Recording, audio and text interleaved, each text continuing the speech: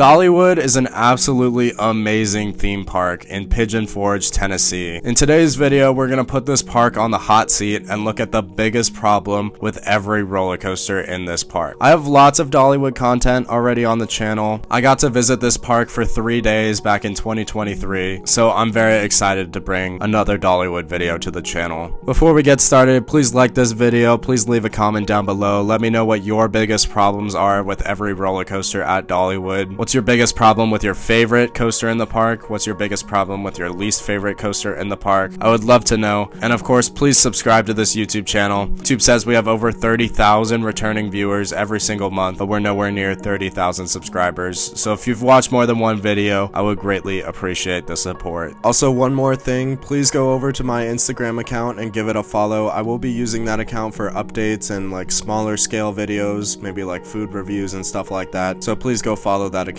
if you have not already. Thank you. We're gonna start things off with Dollywood's newest roller coaster, which is Big Bear Mountain within Wildwood Grove. This is a very interesting roller coaster. It's a very large scale family coaster. It's got 3 launches. It sprawls across the entire land, so it's pretty visually appealing. That being said, there's only a few theming elements, like the queue in the station is very well themed, but in terms of most of the ride experience, you're just kind of gliding over dirt, which obviously is not very visually appealing. There's only one like set of rock work with a waterfall at the turnaround for the attraction, so that's nice, but again, it could be better for sure. So I would say on-ride theming is my biggest issue with Big Bear Mountain. Also within Wildwood Grove, we have Flier. This roller coaster is pretty interesting. My biggest problem with it is that it's very low capacity. It's a very short attraction, and Dollywood is a very popular theme park, so this park pulls crowd, and because Wildwood Grove is the newest section of the park, and of course because it's the kids area, it does have a lot of mass appeal, so Flier does pull wait times. I had to wait a very long time for my first ride on Flier. It's kind of the same scale or the same setup as like a lot of those Vekoma family coasters or junior coasters out there, like Gadget Coaster at Disneyland. Like, it only runs one train because there's no brake run. Like, you got the station and the lift hill. 2 block zones can only have one train, and I don't even know if the lift hill is technically a block zone. So it is what it is. It's a fun little ride. It may or may not have an inversion depending upon who you ask, and I do like how it's near the water. That's very visually appealing. But we're gonna step out of Wildwood Grove and head to the roller coaster that kind of dominates all of Dollywood, at least the back half of the park. Everyone in the back half of the park has an amazing view of Wild Eagle. This might be the general public's favorite roller coaster in the park. It's very smooth, very graceful, very floaty, and because it's on the top of the hillside, it's just very imposing. I've been on a handful of wing coasters, obviously Wild Eagle, Gatekeeper, and Thunderbird at Holiday World. Of the wing coasters that I have ridden, Wild Eagle is my least favorite. That's mostly because this roller coaster has no near misses, which is kind of a shame because like one of the biggest selling points of a wing coaster is that it can get really close to some theming elements. Wild Eagle not having a near miss is a very big downside in my opinion. It could have elevated that ride experience. Like, I guess Dollywood was going for more of a majestic take on the wing coaster. Like, it's very visually appealing. It's a beautiful ride on top of the hill.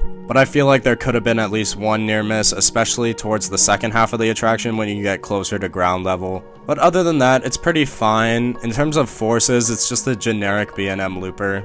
I've actually considered making a standalone Wild Eagle review video, so if you're interested in that, please let me know down in the comments below. A roller coaster that I have already made a video for is Firechaser Express. This kind of feels like a Disney coaster that's not at a Disney park, which is very unique, which is why you should check out that review video if you have not already. So, funny enough, one of my biggest problems with Firechaser Express is one of the biggest problems I have with a lot of Disney coasters, which is the rattle. Disney coasters are cycled so much every single day, all year long, that they do develop some pretty nasty rattles, and Firechaser Express is no different. This roller coaster was also manufactured by Gerstlauer, and they aren't exactly known for designing the smoothest rides ever. I say that as someone who rides hang time at Knott's all the time. But Firechaser Express is so well done. It kind of feels like if you took Expedition Everest outside of the mountain and just placed some like firefighter theming on top of it, you would have this ride. Honestly, I feel like this roller coaster would be a perfect fit for the Grizzly Peak section of California Adventure. Just saying. Aside from capacity, it would need to have higher capacity to survive at a Disney park, but it's still on that same tier of quality. Moving on to another Gerstlauer roller coaster, we have Mystery Mine. This is very, very strange. The first half is very bizarre. It's not, is it like a thrill ride? I mean, I guess. The second half is very, very thrilling, but it is very, very short. You have an awesome drop within the structure of the ride, and then you race through 2 inversions, and then you crest down and hit the final brake run. So in my opinion, Mystery Mine is janky, which is the attraction's biggest issue. I absolutely love that second half. I just wish it was longer. But the first half is just very bizarre. It's just small turns, small dips, and then you have a big drop, which was actually reprofiled right before I got to ride Mystery Mine. So I never got to experience that horseshoe turn, which when I was there, it was just sitting there. It's kind of funny. I don't know if they got rid of it or not. Please let me know if you've been to Dollywood recently. Mystery Mine is a very unique roller coaster. It's very strange, but I do think it is carried by the second half of the ride experience. Moving on to the smallest and least interesting roller coaster in the park, we're going to talk about Whistle Punk Chaser.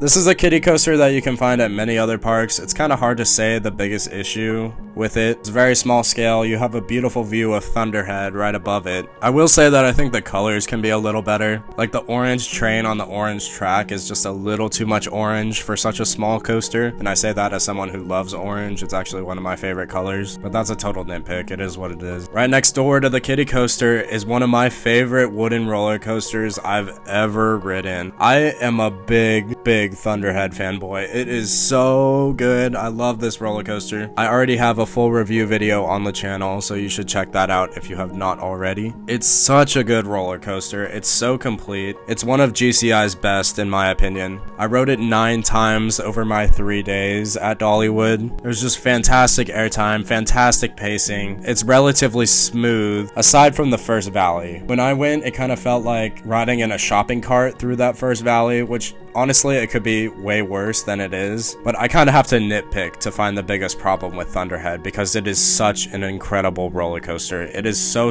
good. You should absolutely ride it if you have not already. Heading back over to the other side of the park, we're going to talk about Blazing Fury.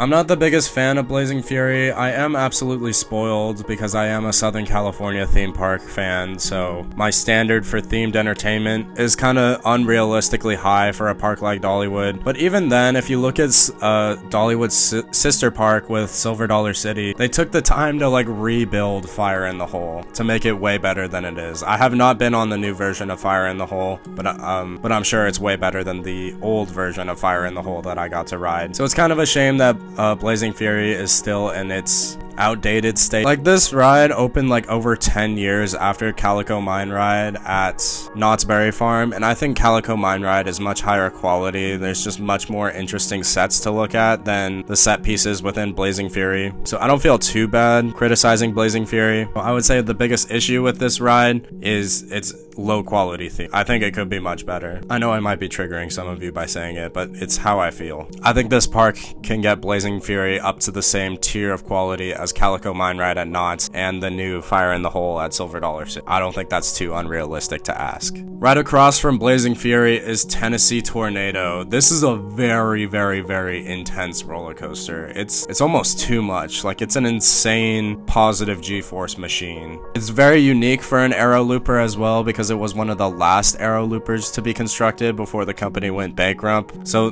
the inversions are actually proportional to the speed and size of the ride, unlike like most of Arrow's coasters, which still have the small scale cookie cutter vertical loops, even for a ride as large as Viper at Six Flags Magic Mountain. So that is really cool. I remember graying out a lot riding Tennessee Tornado. It is very intense. There's only like 4 elements. You have a drop, you have that vertical loop, and then you have a couple more inversions, and then you turn into the final breaks. But honestly, my biggest issue with Tennessee Tornado is the restraints. I'm not a big fan of these Arrow restraints. They come down on my shoulders pretty hard. I am on the taller side.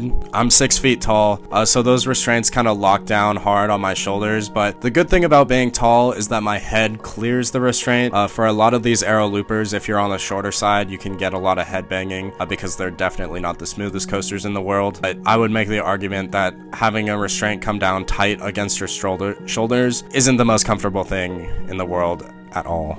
Moving on to my favorite roller coaster in all of Dollywood, at least at the time that I wrote it, it is Lightning Rod. So I visited Dollywood in 2023, which crazily enough was the last operating year of a launched Lightning Rod. So I feel very blessed and very fortunate that I got to experience it. That being said, the launch was not my favorite part of the ride at all. It kind of felt like a plussed up version of Maverick's Lift Hill or Maverick's Launch Lift. Like, it wasn't very intense in 2023. If you go and ask people who got to ride Lightning Rod in 2016, like, they'll say like the launch was insane, but they did have to slow it down because it was like tearing itself apart. A launched lift wooden roller coaster is insane, and honestly, I don't even know if it's still a wooden coaster or not. It's got a lot of hybrid track, but it still has some of its existing wooden track. My biggest issue with the roller coaster was actually a pothole within the second valley, and I believe it's because it had wooden track. So if my biggest issue with the attraction stems from it being a wooden coaster at some point, or having wooden coaster elements, I think, in my opinion, it should still be considered a wooden coaster, because the biggest problem with a roller coaster is a defining element of the roller coaster,